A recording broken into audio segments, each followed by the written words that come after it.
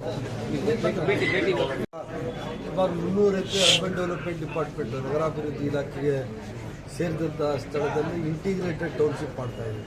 ಆ integrated ಟೌನ್ಶಿಪ್ಪು private ಪಾರ್ಟ್ನರ್ಶಿಪ್ಪಲ್ಲಿ ಮಾಡ್ತಾ ಇರೋದು. ಸಾವಿರಾರು ಕೋಟಿಗಳ ಒಂದು ಪ್ರಾಜೆಕ್ಟು ಕೋಲಾರ ಜಿಲ್ಲೆಗೆ, ಅದು ನಿಮ್ಮ ಬಂಗಾರಪೇಟೆ ಮತ್ತು KGF ಬರ್ತಾ ಇರೋದು ಬಹಳ ಹೆಮ್ಮೆಯ ವಿಚಾರ. ಇದನ್ನು ಇಡೀ ದೇಶ ನೋಡುವಂತಹ ಒಂದು ಹಬ್ಬ ಆಗಬೇಕು. ಅಲ್ಲಿ ಇಂಡಸ್ಟ್ರೀಸು, ಸಾಫ್ಟ್ವೇರ್ ಇಂಡಸ್ಟ್ರೀಸ್ ಮತ್ತು ಸ್ಕೂಲ್ಸು, ಹಾಸ್ಪಿಟಲ್ಸು, ಕಾಲೇಜಸ್ಸು, ಹೇಳಮ್ಮ ನಿಮ್ದೇನೇನು ಆಸೆಗಳೈತಲ್ಲ ಇಬ್ಬರದು, ಏನೇನು ಬೆಂಗಳೂರು ಸಿಟಿಲಿ ಸಿಗುವಂತಹ ಎಲ್ಲ ವ್ಯವಸ್ಥೆಗಳು ಆ ಜಾಗದಲ್ಲಿರ್ತವೆ.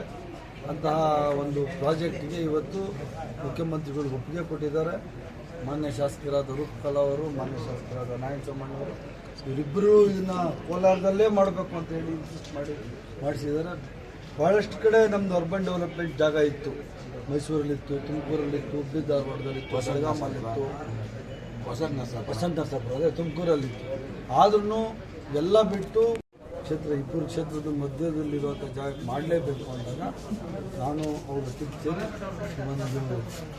ಒಂದು ಮಹತ್ವಾಕಾಂಕ್ಷಿ ಯೋಜನೆಯನ್ನು ನಾವು ಇಲ್ಲಿ ಮಾಡ್ತಾ ಇರೋದು ಭಾಳ ಹೆಮ್ಮೆಯ ವಿಷಯ ಸರ್. ಮತ್ತು KC ವ್ಯಾಲಿ ನೀರು ಸಂಪೂರ್ಣವಾಗಿ ಬಂಗಾರಪೇಟೆಗೆ, ಮಾಲೂರಿಗೆ, ಒಂದಷ್ಟು KGFಗೆ, ಕೋಲಾರಕ್ಕೆ ಇವೆಲ್ಲ ಬರಬೇಕು ಅನ್ನೋದೇ ನಮ್ಮ ಆಸೆ.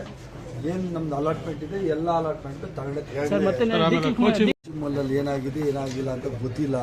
ನಾರಾಯಣಸ್ವಾಮಣ್ಣವರು ಆಗಲಿ, ನಮ್ಮ ನಂಜೇಗೌಡಣ್ಣ ಆಗಲಿ ಎಲ್ಲ ಅಣ್ತಮ್ಮಗಳು. ನಾವು ಅವರಿಬ್ಬರು ಅಣ್ತಮ್ಮ ಅಂದ್ರೆ ಅದಾದಮೇಲೆ ನಾನು, ಅವರು ನನಗಿಂತ ಕ್ಲೋಸ್ ಸರ್. ಅದಿಲ್ಲ, ಕೆಲವು ಸರ್ತಿ ಕೇಳಿಸ್ಕೊಳ್ಳಿ ಒಂದು ನಿಮಿಷ. ಕೆಲವು ಸರಿ ಭಿನ್ನಾಭಿಪ್ರಾಯಗಳು ಇರ್ತವೆ. ಭಿನ್ನಾಭಿಪ್ರಾಯಗಳು ಸರಿ ಹೋದರೆ ಅಲ್ಲಿ ಎಲ್ಲ ಸರಿ ಹೋಗ್ತವೆ. ಏನಾದರೂ ಅಪ್ಪಿತಪ್ಪಿ ಇವರಿಬ್ಬರು ಒಬ್ರಿಗೊಬ್ರು ಮಾತಾಡ್ಕೊಂಡಿದ್ರು ನನಗದ್ರ ಮಾಹಿತಿ ಇಲ್ಲ. ಮುಂದಿನ ದಿವಸಗಳಲ್ಲಿ ಎಲ್ಲ ಸರ್ ನಮ್ಮದು 125 ಒಕ್ಕೂಟ ಮಾಡಿದ್ದಾರೆ. ಅವ್ರ ಪ್ರಪೋಸಲ್ ಏನಿದೆ ಅದನ್ನು ನೋಡಿ ಅದನ್ನು ಕಾನೂನು ಸಂಬಂಧ ಮಾತಾಡಿ ಅದು ಏನು ಸಹಾಯ ಆಗ್ತದೆ 100% ನಂಜೇಗೌಡರ ಜೊತೆ ಕೂತ್ಕೊಂಡೆ, ನಾರಾಯಣಸ್ವಾಮಿ ಜೊತೆ ಕೂತ್ಕೊಂಡೆ, ನಮ್ಮ ರೂಪಪ್ಪನ ಜೊತೆ ಕೂತ್ಕೊಂಡೇ ಮಾಡ್ತೀವಿ.